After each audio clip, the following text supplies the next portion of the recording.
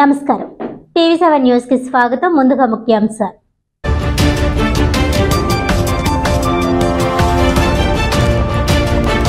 రాష్ట్రంలో వైసీపీ రాక్షస పాలన సాగుతోంది. బీజేపీకి తొత్తులుగా వైసీపీ, టీడీపీ ఎంపీలు. కాంగ్రెస్ పార్టీతోనే రాజశేఖర్ రెడ్డి ఆశించిన సంక్షేమ పాలన సాధ్యం. దివంగత వైఎస్ కుటుంబం చీలికకు జగనే ప్రధాన కారణమంటూ తీవ్ర స్థాయిలో విరుచుకుపడ్డ AP PCC chief YS Sharmila Reddy.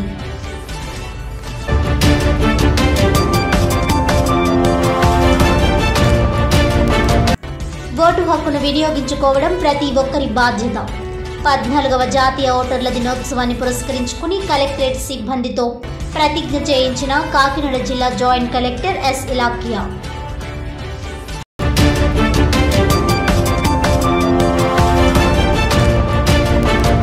ఆధునికతకు అద్దం పట్టే రీతిలో Rangita fashion show. Kakinada SRMT మాల్లో రంగీత స్టోర్ను ప్రారంభించిన ప్రముఖ నటి మేఘనా లోకేష్.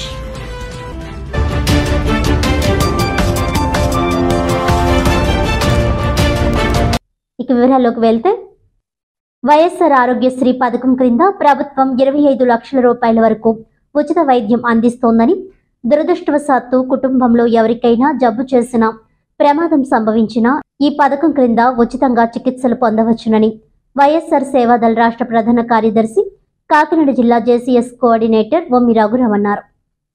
గురువారం జగ్గంపేటలో కొన్ని కుటుంబాలకు ఆయన ఆరోగ్యశ్రీ కార్డులను పంపిణీ చేశారు.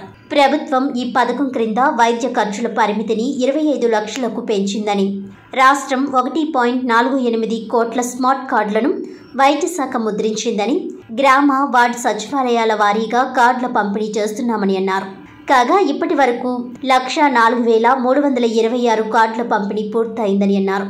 2007లో ముఖ్యమంత్రి వైఎస్ రాజశేఖర్ రెడ్డి ఆరోగ్యశ్రీని ప్రవేశపెట్టారని, వైఎస్ఆర్సీపీ అధికారంలోకి వచ్చాక ఆరోగ్యశ్రీ సేవలను 1059 రోగాల నుంచి 3,257 రకాల రోగాలను పెంచారని అన్నారు. ఆరోగ్య ఆసరా క్రింద చికిత్స అనంతరం అందిస్తున్న భృతి, 25 లక్షల వరకు ఉచిత వైద్య సేవలు పొందగలగడం వంటి ప్రయోజనాలన్నీ ప్రజలకు తెలియజేస్తున్నామని అన్నారు. సులువుగా ప్రజలు పథకం సేవలు పొందడం కోసం ప్రభుత్వం ఆరోగ్యశ్రీ యాప్ను రూపొందించిందని అన్నారు. పేదలకు మేలు చేస్తూ ఎన్నో సంక్షేమ పథకాలు అమలు పరుస్తున్న ముఖ్యమంత్రి జగన్మోహన్ రెడ్డిని మరోసారి గెలిపించుకుంటే పేదలు బాగుంటారని అన్నారు. ఈ కార్యక్రమంలో ఎంపీటీసీలు గొల్లపల్లి శ్రీను, మండల సేవాదళ convener Kilaparthi Veerababu, town president Kapavarapu Prasad, సచివాలయం 2 కన్వీనర్ రెడ్డి భానుప్రతాప్, వైసీపీ నాయకులు నీలపల్లి అప్పారావు, పచ్చిపులుసు వీరబాబు, దత్తి శ్రీనివాస్, కోరాడ సుబ్బారావు, బంటు బుజ్జిబాబు, నక్కా వీరబ్రహ్మం, మేడిశెట్టి బాలకృష్ణ, కొల్లు సతీష్, తాడి రాంబాబు, వాలంటీర్స్ తదితరులు పాల్గొన్నారు. అందరికీ నమస్కారం.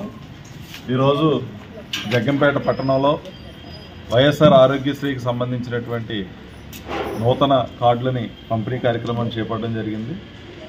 స్వర్గీయ వైఎస్ రాజశేఖర రెడ్డి గారు 2007వ సంవత్సరంలో మొట్టమొదట ముఖ్యమంత్రి అయినప్పుడు ఈ రాష్ట్రంలో విప్లవాత్మకమైనటువంటి మార్పులు తీసుకొస్తూ, అందులో మరి ముఖ్యంగా పేదలకి చాలా అవసరమైనటువంటి ఆరోగ్యశ్రీ పథకం తీసుకురావడం జరిగింది. గతంలో ఏదైనా వైద్యానికి సంబంధించినటువంటి ఖర్చులు వచ్చి పెద్ద ఆపరేషన్ చేయించుకోవాలన్నా, గుండెకి సంబంధించిన జబ్బులు వచ్చినా, ఏదైనా ప్రమాదం జరిగి ఆపరేషన్లు అవసరమైన ఉంటే డబ్బులుంటే చేయించుకోవడం, లేదా అప్పుల పాలు అవటం, లేకపోతే ఆ విధంగా చనిపోయేటటువంటి పరిస్థితి నుంచి ఆ మహానేత రాజశేఖర రెడ్డి గారు ఆరోగ్యశ్రీ పథకం తీసుకురావడం జరిగింది. సదరు ఆరోగ్యశ్రీ పథకాన్ని అప్పటి నుంచి కొనసాగిస్తున్నటువంటి ప్రభుత్వాలు, గత చంద్రబాబు నాయుడు గారి ప్రభుత్వంలో అరకొరగా 104 కానీ 108 కానీ సరైనటువంటి నిధులు లేక కేటాయించక వాళ్ళు సరిగా నిర్వహించకపోతే 2019లో మరి అధికారంలోకి వచ్చినటువంటి ప్రీతం ముఖ్యమంత్రి జగన్మోహన్ రెడ్డి గారు తండ్రి చేసినటువంటి ఏదైతే సంస్కరణలు ఉన్నాయో వైద్యపరంగా దాని మరింత కొనసాగింపుగా 104ను 108ని సమర్థవంతంగా నిర్వహించడంతో పాటుగా మరి ఇంటింటికి డాక్టర్లు పంపించడం, మరి వైద్యాన్ని కూడా ఆరోగ్య సురక్షల ద్వారా నిర్వహించడంతో పాటుగా ఈ ఆరోగ్యశ్రీ కార్డులు గతంలో 5 లక్షల రూపాయలు ఉండేటువంటి కుటుంబానికి ఏదైతే పరిమితి ఉందో దాన్ని 25 లక్షల రూపాయలకి పెంచుతూ కొత్తగా ఆరోగ్యశ్రీ కార్డులని ఈ రాష్ట్రంలో 1.48 కోట్ల ఆరోగ్యశ్రీ కార్డులు పంపిణీ చేసినటువంటి కార్యక్రమం తీసుకురావడం జరిగింది. ప్రస్తుతం 1.04 అంటే కోటి పైగా కుటుంబాలకి ఆరోగ్యశ్రీ కార్డులని పంపిణీ చేసినటువంటి కార్యక్రమం చేపట్టడం జరిగింది. మరి ఏదైతే పేదలు ఉన్నారో పేదల ముఖ్యమంత్రిగా మరి ముఖ్యంగా విద్యలో కానీ వైద్యంలో కానీ సంస్కరణ తీసుకురావడంతో పాటుగా మరి పేదలకు ఉపయోగపడేటువంటి ఎన్నో సంక్షేమ పథకాలు, ఈ విధమైనటువంటి ఆరోగ్యపరమైనటువంటి కూడా తీసుకురావడం జరిగింది. ఈ కార్డుని సక్రమంగా వినియోగించుకోవడం కోసం యాప్ను కూడా క్రియేట్ చేయడం జరిగింది. యాప్లో కనుక మన కుటుంబ వివరాలన్నీ కూడా నమోదు చేసుకొని కుటుంబంలో ఎవరికి ఏ విధమైనటువంటి ఆరోగ్యపరమైనటువంటి సమస్య వచ్చినా కుటుంబం మొత్తానికి 25 లక్షల వరకు మరి వైద్య ఖర్చులకు నిమిత్తం, వైద్యం నిమిత్తం ఈ కార్డు ఉపయోగపడుతున్నటువంటి విషయాన్ని కూడా అందరూ గమనించాలి. ఇప్పుడు చాలామందికి ఈ విషయాలు తెలియక వైద్యానికి సంబంధించి చాలా అప్పుల పాలైపోతున్నామని, ఎక్కడ చూపించుకోవాలో తెలియట్లేదని చెప్పడం జరిగింది. మరి ఎవరైతే వాలంటీర్స్ ఉన్నారో, ఎవరైతే పార్టీకి సంబంధించిన నాయకులు, కార్యకర్తలు ఉన్నారో ఈ కార్డు గురించి విస్తృతమైనటువంటి ప్రచారం చేయాల్సిన అవసరం ఉంది. వైద్య ఆరోగ్య శాఖ కూడా ఈ కార్డు గురించి విస్తృతంగా ప్రచారం చేస్తుంది. మన వంతుగా కూడా ఎవరైతే పేదలు ఉన్నారో వాళ్ళకి ఉపయోగపడేటువంటి కార్డుని, ఆరోగ్యశ్రీ కార్డు గురించి విస్తృతమైనటువంటి ప్రచారం చేసి ప్రజల్లో తీసుకెళ్లాల్సిన అవసరం ఉంది. ఇక మరి ముఖ్యంగా ఇది ఎన్నికల సంవత్సరం కాబట్టి పేదలు ఒకసారి ఆలోచన చేయాలి. ఇప్పుడు జరుగుతున్నటువంటి ఎన్నికలు పేదలకి, పెత్తందారులకి మధ్య జరుగుతున్నటువంటి ఎన్నికలు. గతంలో ఏ ప్రభుత్వం కూడా పేదల గురించి ఆలోచించినటువంటి ప్రభుత్వం లేదు. మరి జగన్మోహన్ రెడ్డి గారు పేదల మేలు కోసం ఎన్నో సంక్షేమ పథకాలు అమలు పరుస్తూ వాళ్ళ బ్యాంక్ ఖాతాలో డబ్బులు వేయడంతో పాటుగా వైద్యానికి, పిల్లల చదువులకి కూడా ఎన్నో సంస్కరణ తీసుకొచ్చారు. కాబట్టి ప్రీతమ ముఖ్యమంత్రి జగన్మోహన్ రెడ్డి గారిని మరొకసారి మనందరూ కూడా గెలిపించుకోవాలి. జగ్గంపేట నియోజకవర్గం నుంచి మరి మాజీ మంత్రివర్యులు తోట నరసింహం గారికి మరి టికెట్ ఇవ్వడం జరిగింది. ఆయన్ని కూడా మనం అందరం కష్టపడి గెలిపించుకుంటే ఇక్కడ నరసింహం గారు, అక్కడ జగన్మోహన్ రెడ్డి గారు కనుక అధికారంలో ఉన్నట్టయితే పేదలకు అందేటటువంటి ఈ సంక్షేమ పథకాలు మరింత సమర్థవంతంగా అందడంతో పాటుగా ఒక్కసారి కనుక మనం ఏదైనా పొరపాటు చేస్తే ఈ పథకాలన్నీ కొనసాగించడం చాలా కష్టమైనటువంటి పరిస్థితి అవుతుంది. ఎందుకంటే చంద్రబాబు నాయుడు గారు హామీలు ఇవ్వడమే కానీ ఏ ఒక్క హామీని నెరవేర్చిందా ఈ చరిత్రలో ఇప్పుడు కూడా లేదు. కాబట్టి ఈ విషయాలన్నింటినీ గమనించి ప్రీతమ ముఖ్యమంత్రి జగన్మోహన్ రెడ్డి గారికి మనందరం కూడా మద్దతు ఇచ్చి వైఎస్ఆర్ కాంగ్రెస్ పార్టీని గెలిపించుకుంటే పేదలందరూ కూడా గెలిచినట్టు అవుతుంది. పీఠాపురం శ్రీ కుకుటేశ్వర స్వామి దేవస్థానం పతంజలి యోగా సమితి ఆధ్వర్యంలో గురువారం పౌర్ణమి సందర్భంగా ఆలయ పరిక్రమ కార్యక్రమాన్ని నిర్వహించారు.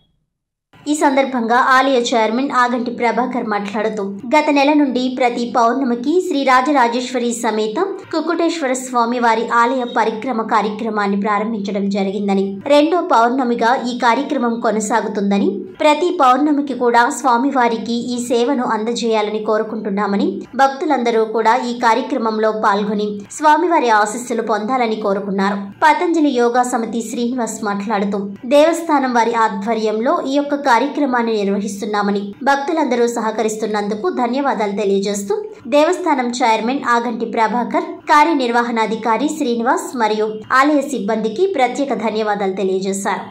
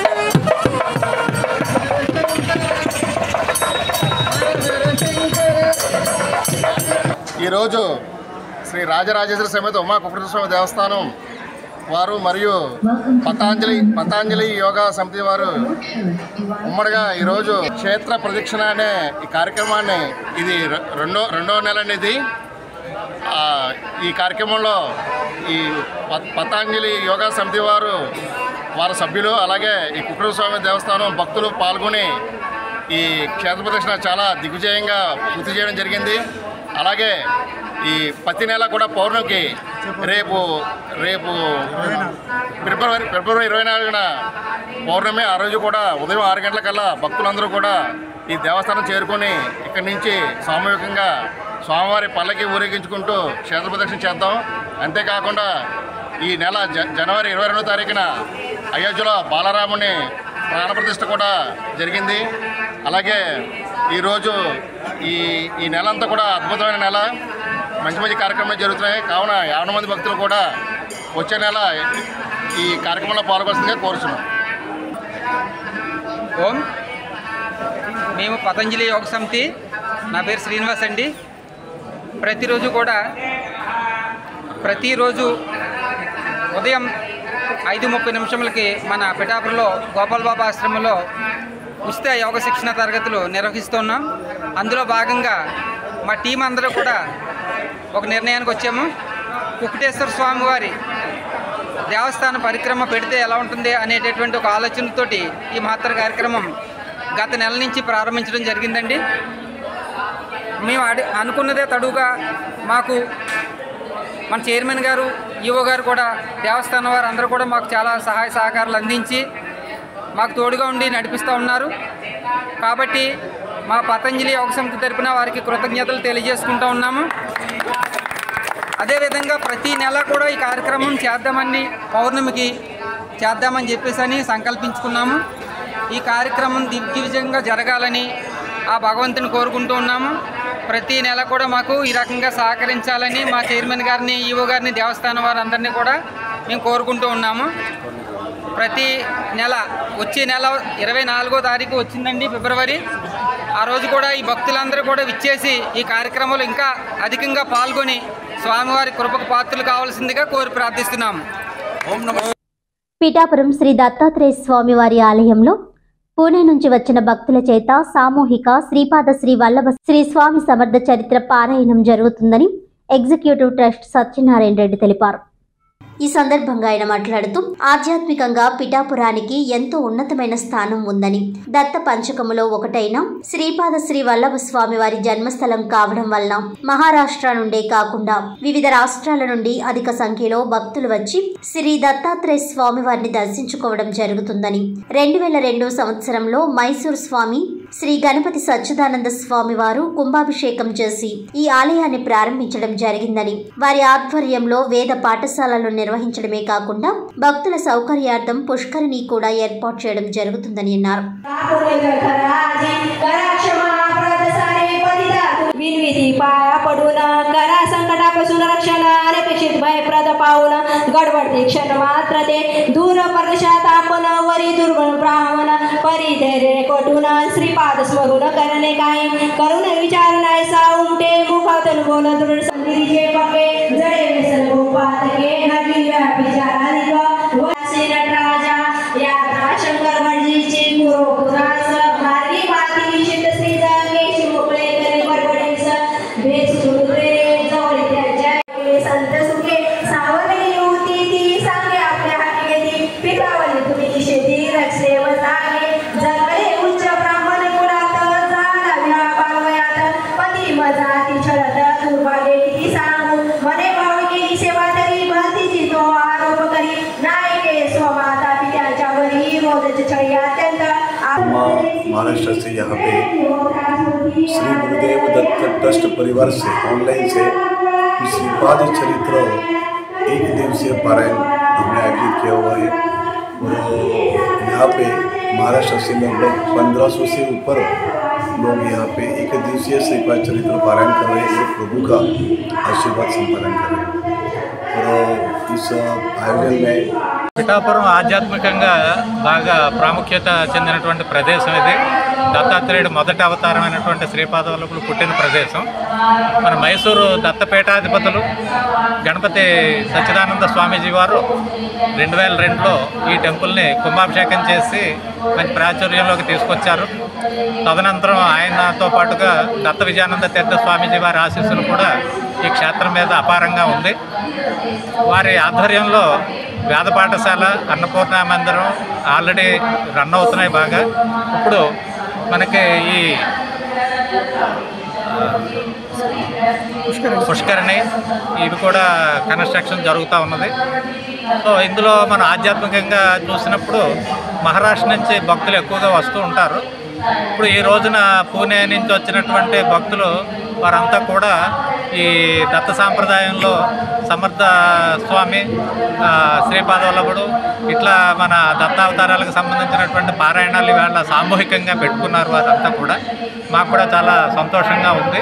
ఈ పారాయణం జరగటం, ఈ అనుష్ఠానం జరగటం ఇవన్నీ కూడా చాలా బాగా జరుగుతున్నాయి అని చెప్పి మా భక్తులందరికీ కూడా మేము తెలియజేస్తున్నాం.